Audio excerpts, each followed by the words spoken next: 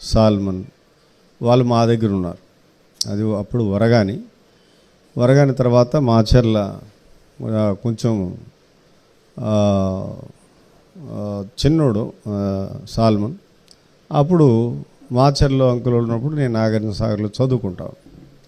అప్పుడు ఫ్రీక్వెంట్గా వాళ్ళ దగ్గరికి వస్తా పోతా ఉండేవాడిని. సువార్తల్లో వాటిలో కూడా మేము పాలు పొందుతూ ఉండేవాడు అనమాట. ఈ కుటుంబానికి మాకు బాగా అటాచ్డ్. అందరూ కూడా అంకుల కొడుకు అన్నట్లుగా అట్లా ఉంటాం. అయితే ఇక్కడ ఈ పాప విషయంలో మరి అందరూ కూడా కొంత చక్కటి సాక్ష్యం, అంటే ఆమె మౌనంగా ఉన్న ఆమె హావభావాలు, ఆమె యొక్క మరి జీవించినటువంటి ఆమె యొక్క కాలం అంతట్లో ఎన్నో పాఠాలు నేర్చుకున్నట్లుగా కూడా మనం చెప్తాను.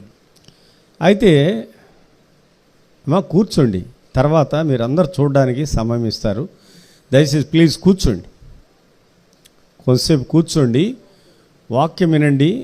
ఆ తర్వాత మీరు చూడడానికి, అందరికి చూడడానికి అవకాశం ఇస్తారు.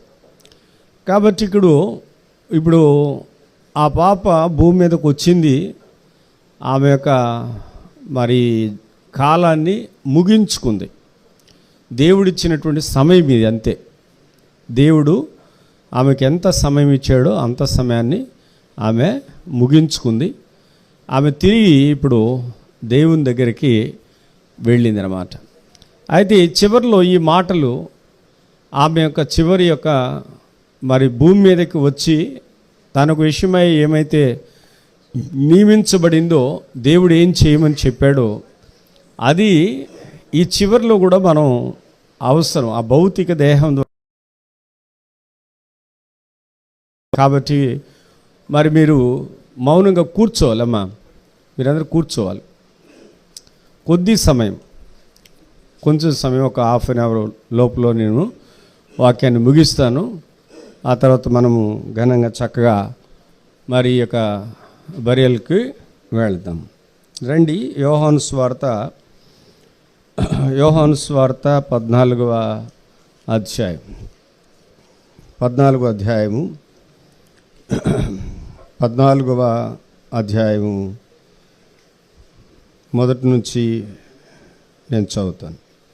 మీ హృదయమును కలవరపడనీకుడి, దేవుని యందు విశ్వాసం ఉంచుచున్నారు, నా యందును విశ్వాసం ఉంచుడి.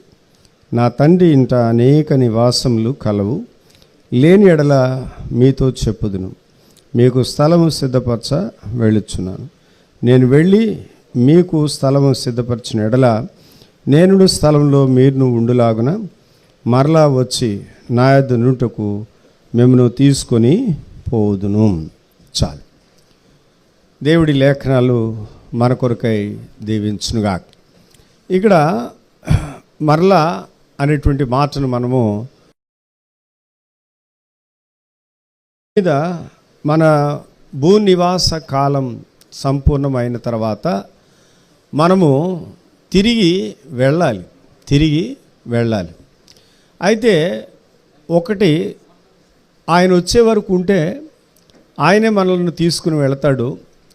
ఒకవేళ ఆయన రాకడకు మునిపే మనం వెళ్ళవలసి వస్తే మనం ఆ స్థలానికి ఖచ్చితంగా వెళతాం.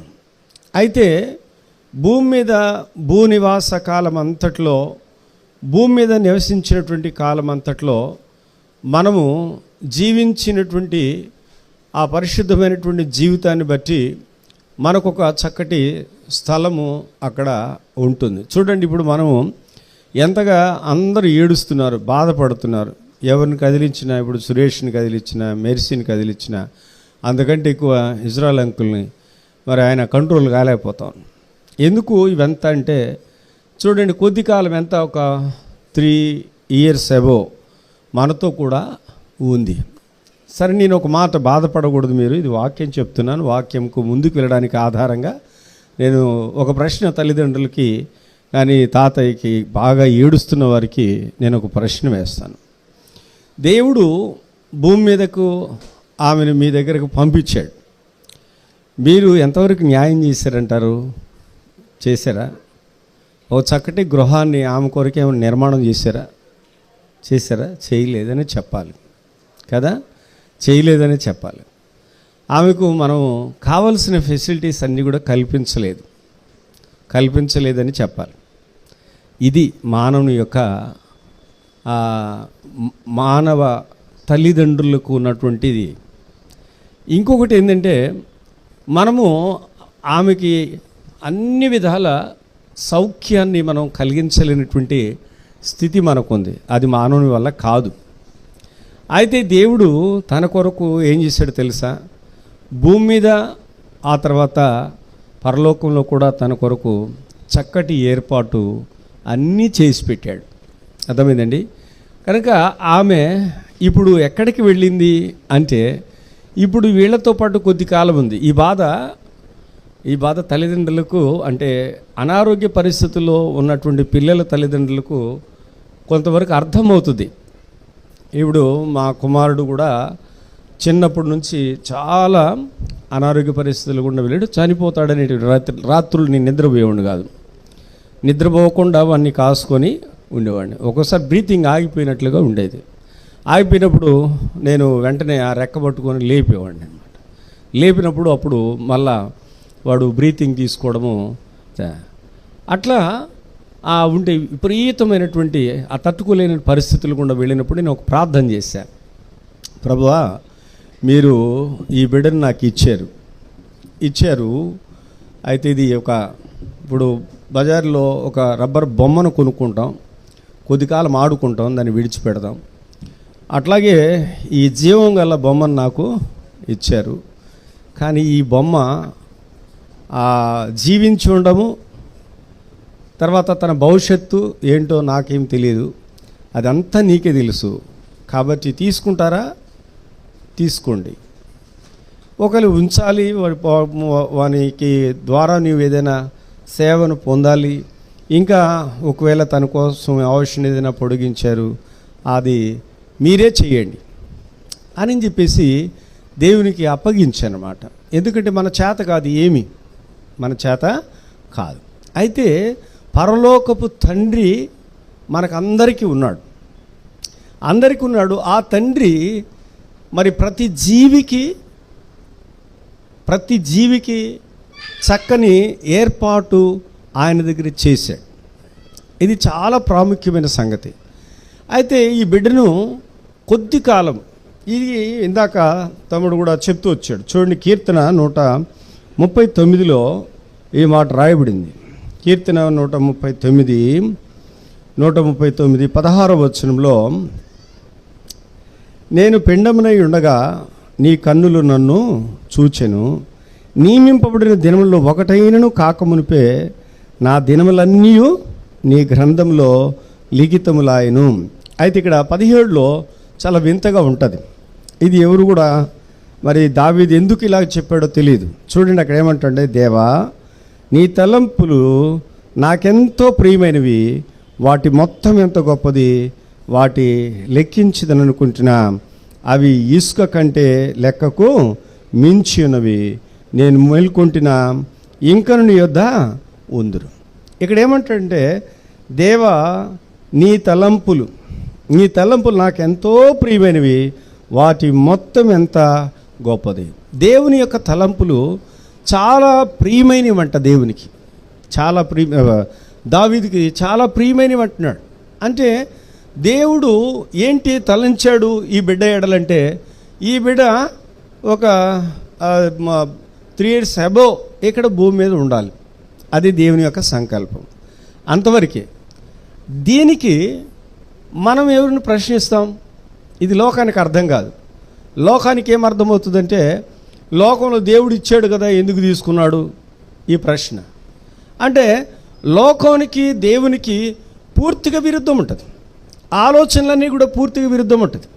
కాబట్టి పిల్లలు జ్ఞాపకం ఉంచుకోండి, నా తలంపు ఏంటంటే, ప్రతి జీవి ఎంతకాలం అని జీవించాడు అంతే దేవుడు నిర్ణయించాడు.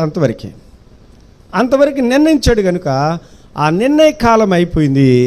నిర్ణయ కాలం అయిపోయిన తర్వాత దేవుడు తనను ఏం చేశాడంటే తన దగ్గరకు తీసుకున్నాడు. ఎందుకంటే ఇక్కడ తను చాలా కష్టపడాలి. చాలా ఇబ్బంది పడాలి, చాలా అసౌకర్యం.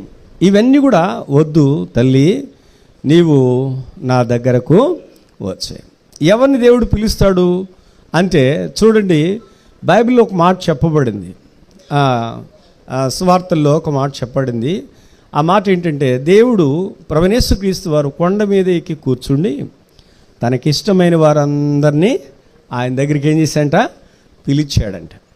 ఇష్టమైన వారందరినీ.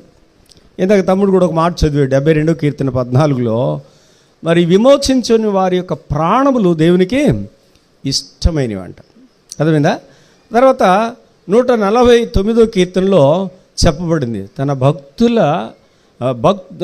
దేవుడు తన భక్తులందు ప్రీతి గలవాడు అని రాయబడింది. ఎట్లాంటి వాడంట? ప్రీతి గలవాడు, ఇష్టం కలిగినటువంటి వాడు అని. అంటే తనకి ఇష్టమైన వారందరినీ ఆయన ఎక్కడ పిలుస్తాడు? ఆయన దగ్గరికి పిలుస్తాడు. మనం కూడా చాలాసార్లు ఏదైనా కొనడానికి వెళ్ళినప్పుడు ఏం చూస్తాం చెప్పండి? ఏం చూస్తామంటే బాగా అందమైనవి, మన్నికైనవి, చాలా శ్రేష్టమైన వాటి మీదే మనం మనసు పెడతాం. కానీ ఏదో ఒకటి లేని కొనుక్కోరు ఎవ్వరు కూడా, ఏదో ఒకటి అని ఎవరు కొనుక్కోరు. అయితే పిల్లలు జ్ఞాపకం ఉంచుకోండి, దేవుడు ఆ చిన్న బిడ్డలాడు ఆ దేవుడు ఎంతో ఇష్టాన్ని కలిగి ఉన్నాడు. ఆయన ఏం చేశాడంటే ఆమెను నా దగ్గర ఉండడానికి రమ్మన్నాడు. కాబట్టి ఇప్పుడు సురేష్ కానీ, తర్వాత మెర్సీ కానీ, లేకపోతే ఇజ్రాయల్ అంకుల్ కానీ, ఆంటీ కానీ, వీళ్ళందరూ కూడా ఇప్పుడు, లేకపోతే వాళ్ళ యొక్క నాయనమ్మ, వాళ్ళ అత్తలు, వీళ్ళు ఉండరు బంధువులు, వాళ్ళందరూ కూడా ప్రశ్నించడానికి వీలు కాదు. ఎందుకు వీలు కాదంటే, ఎవరు ప్రైజీ ఎవరు చెప్పండి? ప్రైజీ ఎవరు చెప్పండి గట్టిగా? దేవుని కుమార్తె. ఆమె దేవుని కుమార్తె. దేవుని కుమార్తె ఆమెను ఎవరికి? సురేషు తర్వాత మెర్సీకి కుమార్తెగా ఇచ్చాడు. అంతే.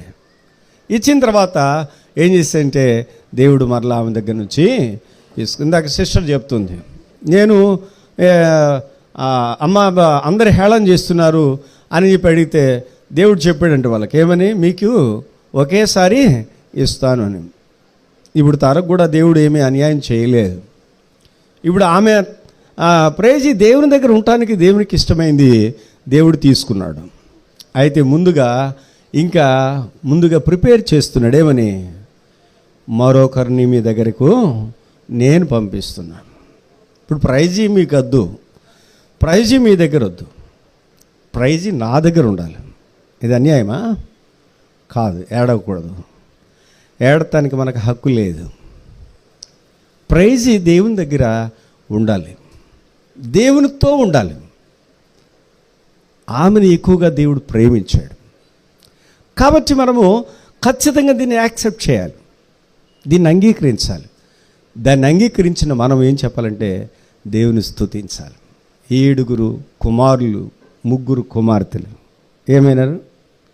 ఒక్క దినం వెళ్ళినప్పుడు ఏమన్నాడు? యెహోవా ఇచ్చెను, యెహోవా తీసుకున్నాడు. ఆయన నామానికి స్తుతి కలిగిన మహిమ కలుగును గాక అని చెప్పేసి ఆయన బిగ్గరగా దేవుని ఆరాధించాడు. ప్రియ స్నేహితులారా, ఒకవేళ మీరు అనొచ్చు, ఈ పెయిన్ నీకు వచ్చినప్పుడు ఎరుగుతుందని. నేను అదే ఆలోచించాను కూడా. ఒకవేళ ఇలాంటి పెయిన్ నా జీవితంలో కలిగితే బేర్ చేయగలుగుతామా? ఖచ్చితంగా చేయాలి.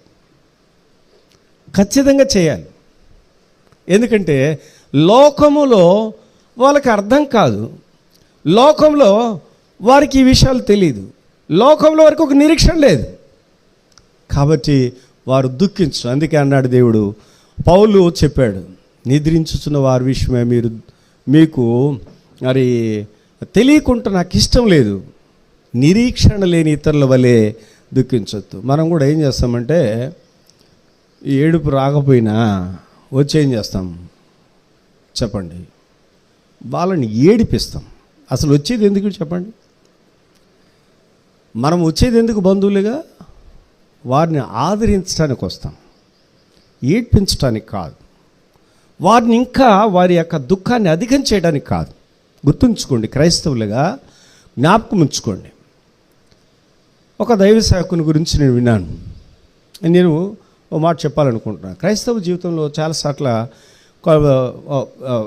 డిఫరెంట్గా ఉంటుంది. ఒకసారి గుంటూరులోనే ఒక బరియల్ ఒక సిస్టర్ చనిపోయారు.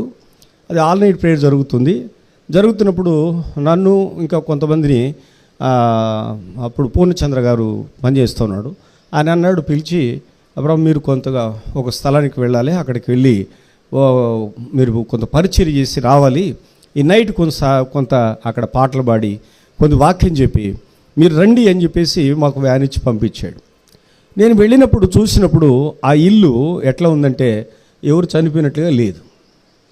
చనిపోయిన వాళ్ళు ఇక్కడ ఉన్నారు, అసలు డెడ్ బాడీ ఇక్కడ ఉందని కూడా అదేం లేదు. ఎందుకంటే సహజంగా బయట పెడతారు.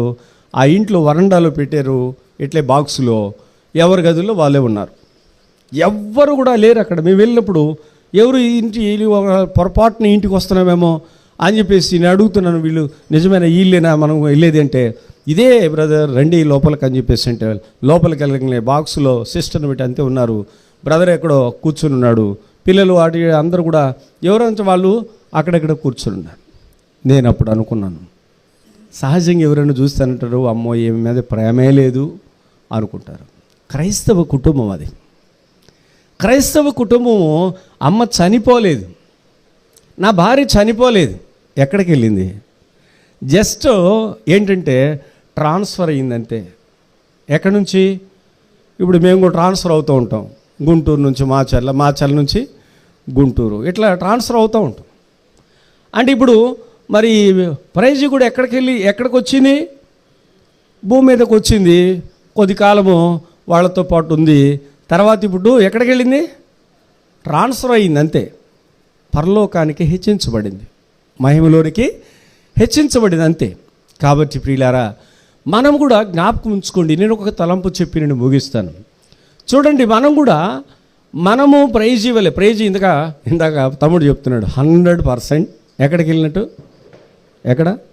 పరలోకం అంతే, ఇంకేమో అనుమానమేమీ లేదు. ఎందుకంటే చిన్న బిడ్డలు అని చెప్పాడు, ఇలాంటి వారిదే పరలోక రాజ్యం, వాళ్ళదే అసలు. కాబట్టి వాళ్ళు ఏ పాపం తెలియదు, ఇక జన్మ పాపం కూడా వాళ్ళకి కౌంట్ కాదు. కాబట్టి ఆమె ఎక్కడికి వెళ్ళినట్టు? దేవుని దగ్గరికి వెళ్ళింది, అనుమానమేమీ లేదు. అయితే మనం వెళ్ళాలంటే మనకొక అడ్డు ఉంది. ఏంటంటే మనం పాపంలో జన్మ పాపం ఉంది, అలాగే చేస్తున్న పాపం కూడా ఉంది. కాబట్టి జన్మ కర్మ పాపాలు ఉన్నటువంటి ఏ వ్యక్తి దేవునికి ఇష్టడుగా ఉండలేడు, దేవునికి ఇష్టలుగా ఉండలేరు. అందుకనే మనం మరో కొరింథీయులకు రాసిన పత్రిక 10వ అధ్యాయానికి వెళితే అక్కడ ఇశ్రాయేల్ ప్రజల గురించి స్పష్టంగా రాయబడింది. ఏంటంటే అనేకులు, చూడండి అక్కడ కొరింథీయులకు రాసిన మొదటి పత్రిక 10వ అధ్యాయం, కొరింథీయులకు రాసిన మొదటి పత్రిక 10వ అధ్యాయం, అయితే వారిలో 5వ వచనం, 5 చదవండి. అయితే వారిలో ఎక్కువ మంది దేవునికి ఇష్టలుగా ఉండకపోయిరి గనుక అరణ్యంలో సంహరింపబడిరి. అరణ్యంలో ఏమైపోయారంట? చనిపోయారు. వాళ్ళు చనిపోయారు. అంటే చనిపోయారంటే ఇక వాళ్ళు మరణానికి వెళ్ళిపోయినారు అని, మరణించారు అని. మరణము అంటే అర్థం ఏంటంటే ఎడబాటు అని అండి. మరణం అంటే ఎడబాటు, అంటే దేవునితో ఉండవలసినటువంటి వారు ఏమైపోయినారంటే దేవునికి వేరుగా అయిపోయినారు. చూడండి, ఎఫెసీలకు రాసిన పత్రికలో, ఎఫెసీలకు రాసిన పత్రిక 4వ అధ్యాయం 5వ వచనం, 18వ వచనం. అయితే అంధకారమైన మనస్సు గలవారై తమ హృదయ కాఠిన్యము వలన తమలోను నా అజ్ఞానము చేత దేవుని వలన కలుగు జీవములో నుండి వేరుపరచబడిన వారై తమ మనస్సునకు కలిగిన వ్యర్థతను అనుసరించి నడుచుకొనుచున్నారు. ఎక్కడి నుంచి వేరుపడ్డారు? ఎక్కడి నుంచి అమ్మా? సిస్టర్, ఓ సిస్టర్ కూర్చో, కొంతసేపు కూర్చోండి. ఇక్కడ అంటాడు, దేవుని వలన కలుగు జీవములో నుండి వేరుపడిన వారై. ఎక్కడి నుంచి వేరుపడ్డారంట? పాపముల చేత, అపరాధముల చేత చచ్చినటువంటి మనము ఆ దేవుని జీవములో నుంచి ఏమై ఉంటాం? వేరుపరచబడ్డాం. అంటే ఇది ఆత్మీయమైన మరణం. మరణించారని చాలామంది ప్రియులారా నేటి దినమున పాపములు చేసినటువంటి వారంగా ఉండి, పాపముల చేత, అపరాధముల చేత దేవుని వల్ల కలిగే జీవముల నుంచి మనం ఏమైపోయినా వేరుపరచబడ్డాం. మరణంలో ఉన్నాం.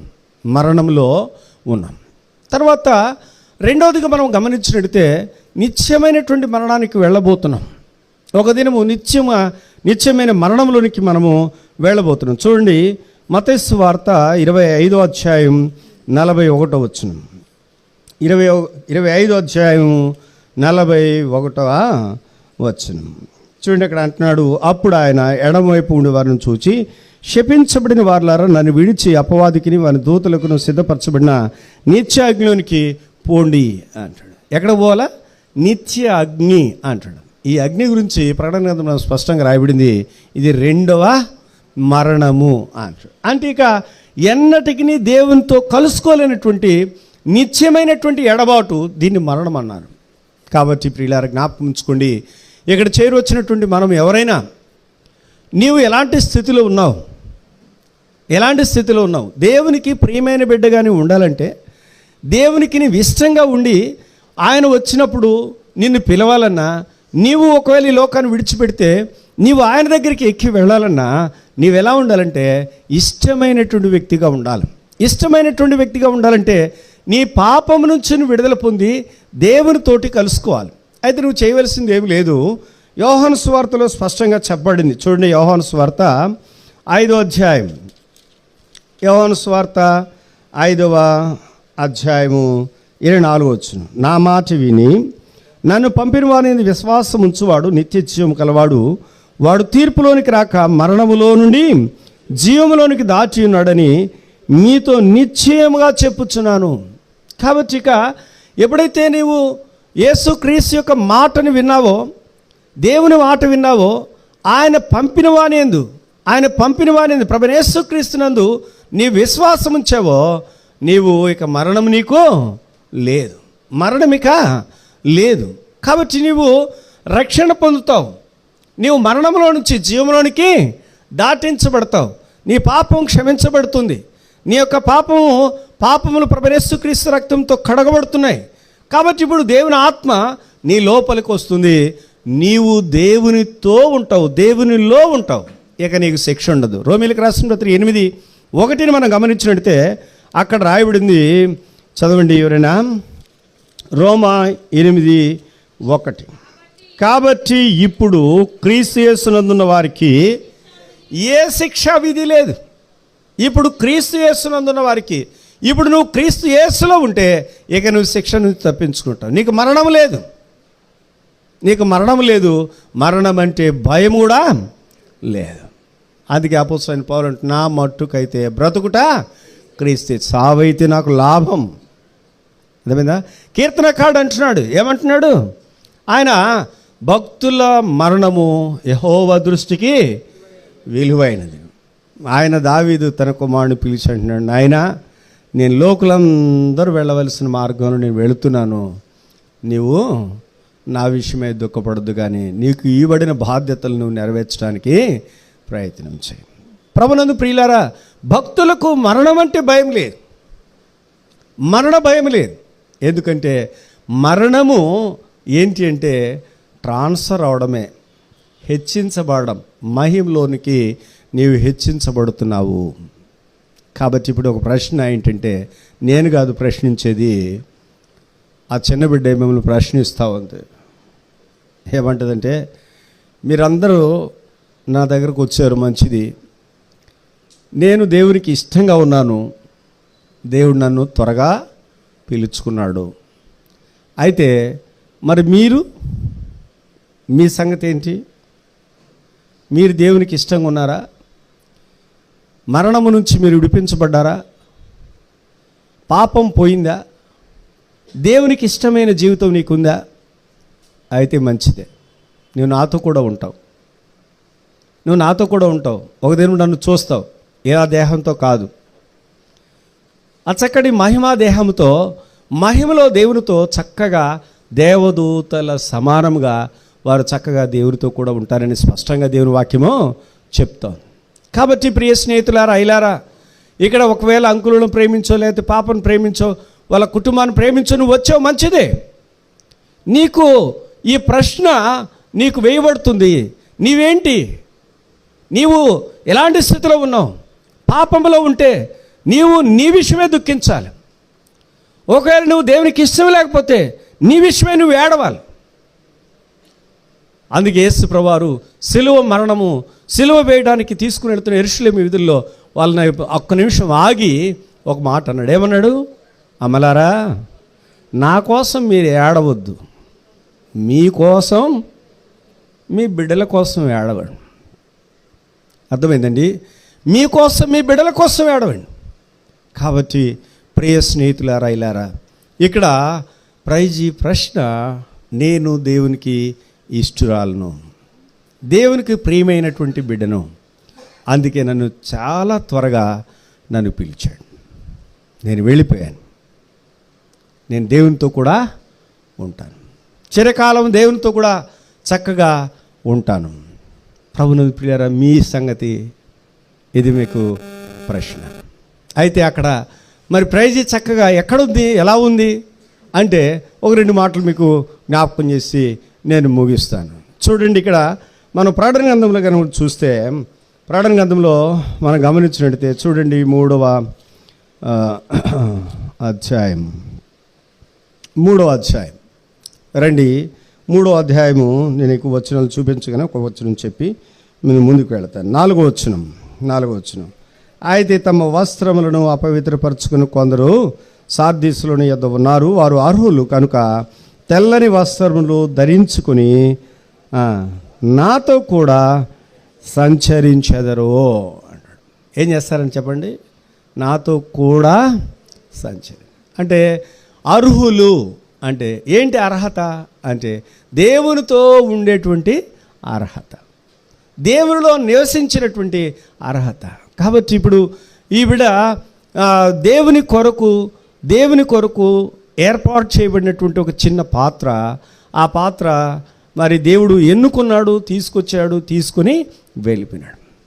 అయితే ఇప్పుడు తనకి అక్కడ ఏముందంటే తెల్లని వస్త్రాలు ధరించుకున్నటువంటి స్థితి అక్కడ ఉంది. తర్వాత రెండవదిగా మనం చూస్తే రండి, ప్రకటన గ్రంథము 14వ అధ్యాయంలో రండి, 3వ వచనం. వారు సింహాసనం ఎదుట ఆ 4 జీవుల ఎదుటను పెద్దల ఎదుటను ఒక క్రొత్త కీర్తన పాడుచున్నారు. భూలోకము నుండి కొనబడిన ఆ 144,000 మంది తప్ప మరి ఎవరును ఆ కీర్తన నేర్చుకున్నవారు కాదు. వీరు స్త్రీ సాంగత్యమున అపవిత్రులు కాని వారును, స్త్రీ సాంగత్యమును ఎరుగున వారిని ఉండి గొర్రెపిల్ల ఎక్కడికి పోవునో అక్కడికెల్లా ఆయన వెంబడించుతూ, వీరు దేవుని కొరకు గొర్రెపిల్ల కొరకును ప్రథమ ఫలముగా ఉండుటకై మనుషుల నుంచి కొనబడిన వారు, వీరి నోట ఏ అబద్ధమును కనబడలేదు, వీరు అనింద్యులు అంటారు. వీరు ఎక్కడున్నారు చెప్పండి? గొర్రెపిల్ల ఎక్కడికి పోనో అక్కడికెల్లా వెళుతున్నారంట. అంటే ఇక్కడ వీళ్ళు అపవిత్రత లేనటువంటి వారు అని రాయబడి, వారి నోట కపటం లేదు, వారు అనింద్యులు అని రాయబడింది. అయితే ఈ పాప విషయంలో కూడా చెప్పాలి ఏంటంటే, ఆమె ఇప్పుడు ఎక్కడ ఉంటుందంటే దేవుని దూతల వల్లే వారు తెల్లని వస్త్రములు ధరించుకున్నటువంటి వారి సమూహంలో ఈవిడ కూడా ఏం చేస్తుంది? క్రొత్త కీర్తన పాడుతూ దేవుని స్తుతిస్తూ ఆరాధించేటువంటి స్పెషల్ టీంలో ఉందన్నమాట. ఎక్కడ? Special team.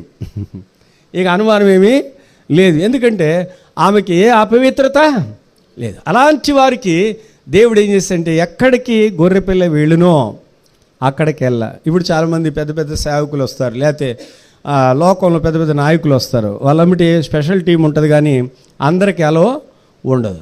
అందరు తాళ్ళు కట్టి మరి బయటికి పోయినాడు. ఒకవేళ మనల్ని కూడా పెద్ద పెద్ద సేవకులను కలుసుకోవాలంటే కష్టం, లేకపోతే వాళ్ళతో పాటు ఉండడానికి ఒకవేళ ఉండవలసి వచ్చి అదే గొప్ప ధన్యతగా భావిస్తారు. నేను కూడా కొద్ది కాలము ట్రైనింగ్లో ఉన్నప్పుడు మరి తిమోతి అన్న దగ్గర మేము ఉన్నాం, గుంటూరు నుంచి. ఎక్కువ ఆయనతో పాటు నేను వెళుతూ ఉండేవాడిని. కొంతమంది మాతో పాటు వెళితే ఒక్కొక్కసారి వాళ్ళతో పాటు మాకు కూడా కాస్త మంచి పడకలు ఏర్పాటు చేసేవాళ్ళు, మంచి భోజనం పెట్టేవాళ్ళు. ఒకే కారులో వెళుతున్నప్పుడు మేము అనుకునేవాళ్ళము, ఆయన ఇసాక్ అన్నను ఉన్నాడు, ఆయన మహిమలు పిలువడ్డాడు. ఆయన అనేవాడు, అయ్యా మనకెంత గొప్ప ధన్యత అయ్యా ఇది, చూడు పెద్ద సేవకులతోటి ఇంత మంచి భోజనము, ఇంత మంచి ఏర్పాటు. అరే మనం కారు ఎక్కడానికి అర్హులమేనా? మనం కాదు, ఇంత చక్కటి ఏర్పాటు మనకు దొరికింది అన్నాడు. ఎందుకు కారణం అంటే దేవుడు తను రక్షించుకునే బిడ్డలతో, దేవుని సేవకులతో వెళితే ఇంత గొప్ప ధన్యత అయితే, ఇప్పుడు ఆ బిడ్డ ఎక్కడ వెళ్తుంది? యేసుక్రీస్తు గొర్రెపిల్ల ప్రభువైన యేసుక్రీస్తు ఎక్కడికి వెళ్ళినో అక్కడికెల్లా వెళ్ళొచ్చు చక్కగా కొత్త కీర్తన పాడుతూ ఆమెతో పాటు దేవునితో ఆనందించే. అక్కడ రోగం లేదు, అర్థమైందండి? అక్కడ కన్నీళ్ళు లేవు, బాధ లేదు. ఇప్పుడు ఎమర్జెన్సీగా మనం ఆమెను ఎక్కడ త్వరగా తీసుకెళ్ళాలి అంటే ఏమీ లేదు, ఏ బాధలు లేవు. అన్ని బాధలు ఏ బాధ లేకుండా చక్కగా దేవునితో కూడా ఆమె సంచరించేటువంటి గొప్ప అనుభవంలోనికి ఆమె హెచ్చించబడింది. కాబట్టి ప్రభునందు ప్రియులారా జ్ఞాపకం ఉంచుకోండి. అంతేకాదు ఇంకా చాలా విషయాలు మనం చూడవచ్చు, అది ఇవన్నీ ఇప్పుడు చెప్పడానికి వీలు పడదు. కానీ అయితే రక్షించబడినటువంటి ప్రతి బిడ్డకు ఉన్నటువంటి స్థితి ఏంటంటే, ఒకవేళ నువ్వు రక్షించబడి ఉంటే, ఒకవేళ ఈ స్పెషల్ టీంలో నువ్వు ఉండకపోవచ్చు, కానీ ప్రకటన గ్రంథంలో ఒక మాట ఉంది చూడండి, 5వ అధ్యాయంలో చూడండి. అక్కడ 10వ వచనం నుంచి మనం చూస్తే 9-10 కలుస్తుంది. ఆ పెద్దలు, నీవు ఆ గ్రంథమును తీసుకొని దాని ముద్రను విప్పుటకు యోగ్యుడవు, నీ వధింపబడిన వాడే నీ రక్తమిచ్చి ప్రతి వంశంలోను ఆయా భాషలు మాట్లాడేవారిలోను ప్రతి ప్రజలోను ప్రతి జనంలోను దేవుని కొరకు మనుషులను కొని మా దేవునికి వారిని ఒక రాజ్యముగాను యాజకులుగాను చేస్తూ గనుక వారు భూలోకమందు ఏలుదురని కొత్త పాట పాడుదురు. మరియు నేను చూడగా సింహాసనమును జీవున పెద్దలను ఆవరించి ఉన్న అనేక దూతల స్వరము వినబడిను. వారి లెక్క కోట్ల కొలదిగా ఉండెను. వారు వధించబడిన గొర్రెపిల్ల శక్తి, ఐశ్వర్యము, జ్ఞానము, బలమును, ఈ రీతిగా వాళ్ళు ఏం చేస్తారు, అందరితో కలిసి ఈ యొక్క రక్షించబడినటువంటి వారందరూ కూడా ఏం చేస్తున్నారు, ఒక క్రొత్త కీర్తన పాడుచున్నారు. కాబట్టి ప్రియులారా, ఈ గుంపులో నీవు నేను కూడా ఉండాలి. తర్వాత మనం గమనించినట్టే వారికి దేవుడు అంటున్నాడు, అక్కడికి వెళ్ళి అపోస్తలుడైన పౌలు అంటున్నాడు, నేను మంచి పోరాటం పోరాడాను, నా పరుగు కడముట్టించాను, ఇక నీతి కిరీటం నా కొరకు ఉంచబడి ఉంది అంటాడు. ఆ తర్వాత అంటున్నాడు, జయించి వారికి ఏముందంట, సింహాసనం ఉంది అని చెప్పి అంటున్నాడు. కాబట్టి పరలోకంలో ఇలాగూ అన్ని ఏర్పాట్లు చక్కగా ఉన్నాయి. అంతేకాదు, ఇప్పుడు మనం చదివాం, మీ హృదయములను ఏం చేయవద్దు, కలవరపడనీకది. ఎందుకని? నా తండ్రి అంట అనేక నివాసములు కలవు. మరి చిన్న బిడ్డ కూడా ఉందా నివాసం? ఉందా? అన్న తమ్ముడు చెప్పినట్లు 100% ఉన్నట్టే. ఎందుకని? ఇక్కడ మనం కల్పించలేకపోయినా, ఆమె కొరకు మనం ఏది ఏర్పాట్లు మనం చేయలేకపోయినా, ఆ పరలోకపు తండ్రి తన కొరకు ఒక చక్కటి ఇంటిని నిర్మాణం చేశాడు. ఆ ఇంటిలో ఆమె చక్కగా సంచరిస్తూ, ఆమె చక్కగా ఆ ఇంట్లో నివాసం ఉంటూ, ఆమె దేవునితో కూడా ఆనందించే గొప్ప అనుభవానికి హెచ్చించబడిందని దేవుని వాక్యం స్పష్టంగా చెప్తుంది. ప్రభునందు ప్రియులారా, ఇప్పుడు ఆ బిడ్డ కొరకు మనం ఏడవాలా? కొంతమంది అంటారు, ఒరే నేను మంచిగా పడతాం నీకు ఇష్టం లేదురా అని. నేను మంచిగా ఉంటాం నీకు ఇష్టం లేదా అంటారు. ఇప్పుడు మనం అది కాదు, కానీ ఇప్పుడు తెలియక ఆ యొక్క భావాన్ని మనం అది ఆమెతో ఉన్న అటాచ్మెంట్ను అర్థం చేసుకొని దాన్ని బట్టి దుఃఖపడుతున్నారు. కానీ పౌలు చెప్పే మాట, దేవుని వాక్యం చెప్పే మాట ఏంటంటే, ఆమె ఉన్నతమైన స్థితికి హెచ్చించబడింది. ఇక ఆమె నిమిత్తము ఏడవలసిన అవసరమో మనకి లేదు. స్తుతించాలి. ఇప్పుడు నేను చెప్పే సంగతి ఏంటంటే, ఇది కొంచెం బాధ అనిపించవచ్చేమో నాకు తెలియదు, కానీ అయితే మీరు ఖచ్చితంగా ఆలోచన చేసి ఇప్పుడు సురేష్ అట్లాగే మరి మెర్సీ దేవుని స్తుతించాలి. ప్రభా, నా బిడ్డకు నేను నిజంగా అన్ని వసతులు కల్పించలేకపోయినా. చూడండి, ఇప్పుడు సురేష్ మరి వాళ్ళ మెర్సీ వాళ్ళ ఉద్యోగరీత్యా సేవరీత్యా వాళ్ళు తన దగ్గర ఉంచుకోలేకపోయినారు. అరే మా అమ్మమ్మ తాతయ్య వాళ్ళ దగ్గర ఉన్నాడు. కొన్నిసార్లు వాళ్ళు కూడా వాళ్ళ పని బాధ్యతలను బట్టి వాళ్ళు ఏం చేయాల్సి వస్తుంది, విడిచిపెట్టాల్సి వస్తుంది. కానీ దేవుడు అలా కాదు. దేవుడు అన్ని విధాల ఆమెతో ఉండడానికి ఇక్కడ, అంతేకాకుండా అక్కడ కూడా ఆమెను అంటుకొని ఆమె ఎక్కడ ఉంటుందో అక్కడ, ఆయన ఎక్కడ ఉంటాడో ఆమె కూడా అక్కడ చక్కగా అక్కడ ఉంది. ఆమెకు దేవదూత సమాన రూపం కలిగి ఉంది. ఆమె తెల్లని వస్త్రాలు ధరించుకుంది. ఆమె కిరీటధారిగా ఉంది. క్రొత్త కీర్తన పాడుతూ ఆ అనిందుల గుంపులో ఈమె కూడా ఒకరిగా చేరి దేవుని స్తుతించి ఆరాధించేటువంటి వ్యక్తిగా సంతోషంగా ఉంది. అర్థమైందండి? నీకు ఇంకొక మాట చెప్పి నేను ముగిస్తాను.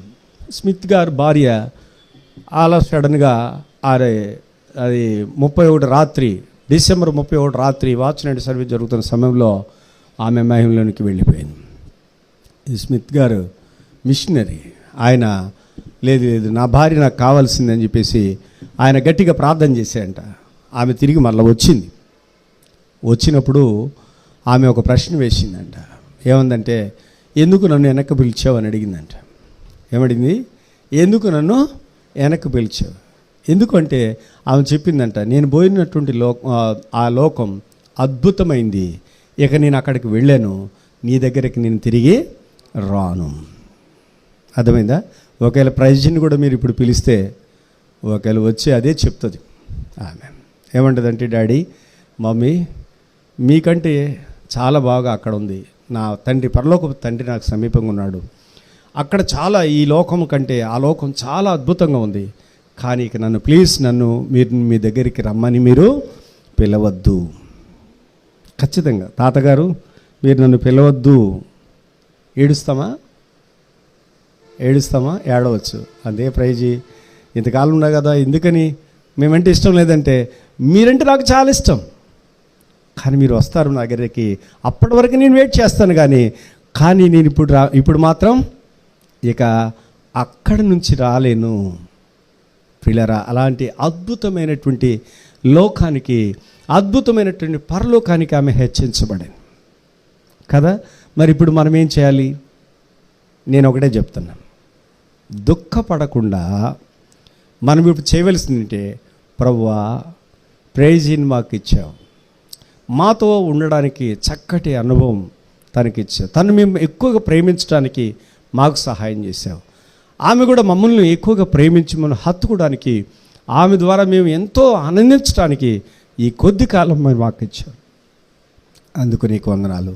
అయితే ఇప్పుడు మీ దగ్గర ఉండటానికి పిలుచుకున్నారు, అందుకు నీకు చాలా వందనాలు. తనున్న స్థితిని బట్టి మేము సంతోషిస్తున్నాం. మేము కొద్ది కాలం ఇక్కడ శ్రమపడిన తర్వాత మేము కూడా అక్కడికి రావడానికి కొరకు మమ్మల్ని సిద్ధపరచండి. చాలు, దేవుని మహిమపరచండి. వచ్చిన మీలో ఎవరైనా ఇంకా సిద్ధపడకపోతే, ఒకవేళ మనకు కూడా సడన్గా మేము అదే 10వ తారీఖు మేము చూసాం. 10వ తారీఖు నాకు జ్ఞాపకం వస్తుంది. 10వ తారీఖు ఒక మ్యారేజ్లో ఆ అంకుల్ వాళ్ళు మేమందరం కలుసుకున్నాం. నేను అప్పుడు ఆమె బుగ్గ పట్టుకొని హాయ్ బాగున్నావా అని చెప్పేసి, నేను ఎక్కువ పిల్లలతోటి, చిన్న పిల్లలకి ఎక్కువగా ఉండను, కానీ అదే బుగ్గ పట్టుకొని అటు ఇటు ఊపి అన్నాను బాగున్నావా అని చెప్పి అడిగాను. నేను ఆంటీ ఏంటి బాగా వీక్గా అయిపోయింది అని చెప్పేసి అంటే, ఆంటీ ఏదో సమాధానం చెప్పింది, నాకు బాగా గుర్తులేదు. అయితే మేము కలుసుకున్నాం. ఈ ఉదయకాలంన ఆ వార్త విన్నప్పుడు, అరే నన్ను చూసినప్పుడు బాగానే ఉంది కదా అని. కాబట్టి ఇప్పుడు మనకు మరణం వస్తుంది అనేటువంటి తెలియదు మనకి, అది ఆకస్మికంగా వచ్చేది. అయితే ప్రియులారా, నేను చెప్పే సంగతి అంటే, ప్రైజీ వల్లే మనం కూడా ఆయనకి ఇష్టలుగా ఉన్నామా? మనం కూడా ఆ ఉండే స్థలంలో మనం కూడా వెళ్ళడానికి సిద్ధంగా ఉన్నామా? కాబట్టి ఒకవేళ అట్లాంటి సిద్ధపాటు నీకు లేకపోతే ఇది నీకు మిక్కిలి అనుకూలమైన సమయం. నేడే రక్షణ దినం. రేపు నీది కాదు, నిన్న తిరిగి రాదు. కాబట్టి ఇప్పుడు నువ్వు చిన్న ప్రార్థన చేసుకో. యేసు ప్రభువా, ఆ చిన్న బిడ్డ విషయంలో ఎంత గొప్ప స్థితి నేను చూడగలుగుతున్నాను. నిజమే, గ్రంథం చెప్తుంది, ఈ గ్రంథంలో రాయబడిన మాటలు ఏది నిరర్థకం కాదు. కాబట్టి నేను కూడా ఒక దినం మరణిస్తాను. అక్కడికి నేను కూడా హెచ్చించబడాలి. నేను కూడా ఆ ఉన్నతమైనటువంటి ఆ పరలోక రాజ్యంలో నీతో పాటు నేను కూడా ఉండాలి. ప్రభా, నన్ను కూడా సిద్ధపరచు. నువ్వేం చేయాల్సిన అవసరం లే. చిన్న ప్రార్థన. యేసు ప్రభా నీ కొరకు అంతా చేశాడు. నీ కొరకు ప్రాణం పెట్టాడు. నీ కొరకు ఆయన 3 దినాలు సమాధిలో ఉండటానికి ఇష్టపడ్డాడు. నీవి నిమిత్తం ఆయన హెచ్చించబడి తండ్రి కుడిపార్శ్వంలో కూర్చొని నీ విషయం ఆయన ఇంకా విజ్ఞాపన చేస్తున్నాడు. కాబట్టి ఇప్పుడు నీవు చిన్న ప్రార్థన. యేసు ప్రభువా, నేను పాపినయ్యా, నన్ను క్షమించు. నీ రక్తంతో నా ప్రతి పాప దోషమును కడిగి పవిత్రపరచు. ప్రభువా, నీ ఆత్మను నా హృదయంలోకి పంపించు. ప్రభువా, నీలో నేను ఉండడానికి నాకు చోటు ఉంది. కాబట్టి నీలో నివసించడానికి నాకు సహాయం చేయి. ఎప్పుడైతే ఈ ప్రార్థన చేసి నిజమే నేను నమ్ముతున్నాను, ఆయన నన్ను చేర్చుకున్నాడు అని విశ్వసించినట్లయితే ప్రియులారా, ఈ దినమే నీకు రక్షణ దినం. కాబట్టి నీవు శిక్ష నుంచి విడిపించబడతావు. నీవు కూడా మరణిస్తే దేవునితో కూడా యుగయుగాలు ఉంటావు. ఇంకొక విషయం ఏంటంటే, ఇలాంటి స్థితి ఇక్కడ ఇంత ఘనంగా సమాధి కార్యక్రమం జరగడం ఇది ఒక అద్భుతం. ప్రసంగి రాస్తాడు, 100 మంది పిల్లల కన్నా సరిగా భూస్థాపన జరగకపోతేనంట అది ఏమవుతుందంటే పడిపోయిన పిండంతో సమానం అంట. ఈమెకు మొన్న ఈ మధ్య ఒక బ్రదర్ సాక్ష్యం చెప్తున్నాడు. ఆయన ఒక సంఘ పెద్ద, ఆయన మరణించాడు. ఎవరు వెళ్ళలేదంట, ఎవరు అసలు సేవకులు లేరంట, ఎవరు లేరు. ఈయన కూడా ఆ పక్కనే పొన్నూరులో నిడుబ్రోల్లో సేవ చేస్తాడు ఆనందని. వాళ్ళ ఊరు కాబట్టి ఆ బాపట్ల అటు వెళితే అక్కడ సమాధి కార్యక్రమం జరగబోతుంది, తీసుకుని వెళ్తున్నారంట. ఎవరు లేరంట, ఏదో 4 ఉన్నారు, తీసుకుని వెళ్తా. వాక్యం లేదు, ఏమి లేదు, తీసుకుని వెళ్తున్నాడు. నిజంగా ఆయన ఒక సంఘ పెద్ద. తీసుకుని వెళ్తూ ఉంటే ఈయన కూడా వెనక పరిగెత్తుకుంటూ వెళ్ళి, అరే ఇలా చేస్తున్నారేంటి, వద్దు ఉండండి కొద్దిసేపు నేను వాక్యం చెప్తానని చెప్పి సమాధి దగ్గర వాక్యం చెప్తే ఇనేవాడేవాడు, అందరు ఊగుతూ ఉన్నారంట మొందేసుకొని. ఏమి సమాధి అది చెప్పండి? ఎంతకాలం జీవించినటువంటి ఆయనకి లేదా భాగ్యం, కానీ 3 years ఈ బేబీకి ఎంత ఘనత. అర్థమైందండి? ఎంత ఘనత. అదే విలువైనటువంటి మరణం. కాబట్టి ప్రభునందు ప్రియ స్నేహితులారా, ఇలారా మీరందరూ కూడా ప్రభు రాజ్యం కొరకు సిద్ధపడాలని ఆమె కోరిక, ఆమె ఆశ, ఆమె యొక్క సాక్ష్యం. ఇది మా మాటలు కాదు. కాబట్టి ఇప్పుడు నీవు రక్షించబడితే ఆమె ఎంతో సంతోషిస్తుంది, పరలోకం సంతోషిస్తుంది. కాబట్టి ఈ రీతిగా మనము వారిని ఆదరించాలి. దయచేసి ఇప్పుడు నేను చెప్తున్నాను కదా, వాళ్ళు స్తుతించాలి. దానికి మీరు సహకరించండి, మీరు ఏడ్పించవద్దు ప్లీజ్. నేను చెప్తున్నా, మనం ఏడ్పించడానికి కాదు వచ్చేది, ఆదరించడానికి వచ్చి ప్రత్యేకంగా కలిసి ఏడిపించగాకండి, ఆదరించండి, ధైర్యంగా ఉండండి. విన్నాం కదా, మనం పరలోకంలో ఉంటాం, మన పరలోకంలో ఉంది, ఉన్నతమైన స్థితికి హెచ్చించబడింది, మనం దుఃఖపడకూడదు. అది నేను ప్లీజ్ మెర్సీకి మరి సురేష్కి నేను చెప్పే సంగతి. నా తరపున వాళ్ళను ఏం చెప్తున్నంటే, మీ పాప ఉన్నతమైన స్థితికి మీ దగ్గర కంటే దేవుని దగ్గరే ఎక్కువ ఉండడము విలువైంది, అవసరమైంది. అయితే మీకు ఇంకా 2 నెలల్లో మరలా దేవుడు ఒక చక్కటి బహుమానము మీకు బాబు పాపను తిరిగి మరలా ఇవ్వబోతున్నాడు. ఆయన అరేంజ్ చేశాడు అంతా. ఆయన ఈ లోకస్తుల్లాగా మనల్ని అలా సడన్గా ఇల్లు లేదు వాకి లేదు తరుణ్ పోండి అని ఖాళీ చేసేవాడు కాదు. ఆయన ఒకవేళ తీసుకుంటే రెట్టింపు బహుమానం దేవుడు తిరిగిస్తాడు, 4 అంతలు దేవుడు తిరిగిస్తాడు. అది జ్ఞాపకం ఉంచుకొని మీరు దేవుని స్తుతించి ఆరాధించాలని ప్రభుపేట మనం చేస్తున్న వచ్చినటువంటి ప్రియులు కూడా మనం వచ్చింది ఆదరించడానికి కనుక ఆదరించాలని ప్రభుపేట మీకు మనం చేస్తున్నాను. ఏ విధంగా మనం ఆదరించలేం, జస్ట్ ప్రార్థన. ఒకసారి ప్రార్థన చేయండి చాలు. ప్రభువా మెర్సీని ఆదరించండి, ప్రభువా సురేష్ని ఆదరించండి, అట్లాగే అంకుల్ని ఆదరించండి, ఆంటీని ఆదరించండి, అట్లాగే వాళ్ళ మామయ్యని పెంచారు, చేతుల మీద పెంచుతూ వచ్చారు చాలామంది. ఇప్పుడు కిరణ్ ఉన్నాడు, ఇక్కడ పెంచుతూ మా అన్నం తినిపిస్తూ చాలా సన్నిహితంగా ఉన్నాడు. వీళ్ళందరూ ఆదరించబడాలి. కాబట్టి జస్ట్ ప్రేయర్, మీరు ఒక ప్రార్థన చేస్తే వాళ్ళ హృదయాలకు పరిశుద్ధాత్మ ఆదరణ దొరుకుతుంది. కాబట్టి ఇలాగూ మనము ఆదరించి సిద్ధపడి పరలోక రాజ్యం కొరకు సిద్ధపడాలని ప్రభుపేట ప్రేమతో మనం చేస్తున్నాను. ప్రార్థన చేసుకుంటా.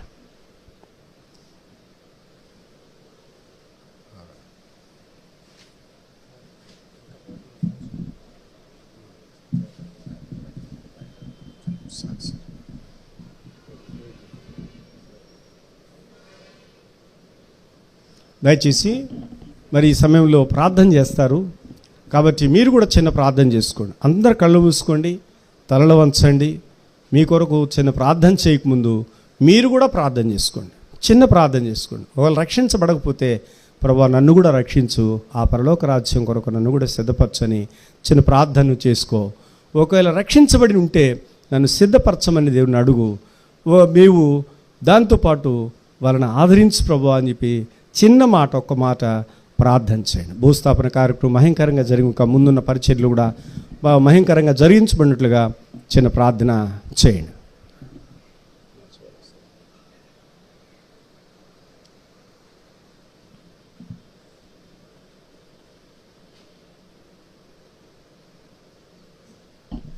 బ్రదర్ రండి, హిమాలయ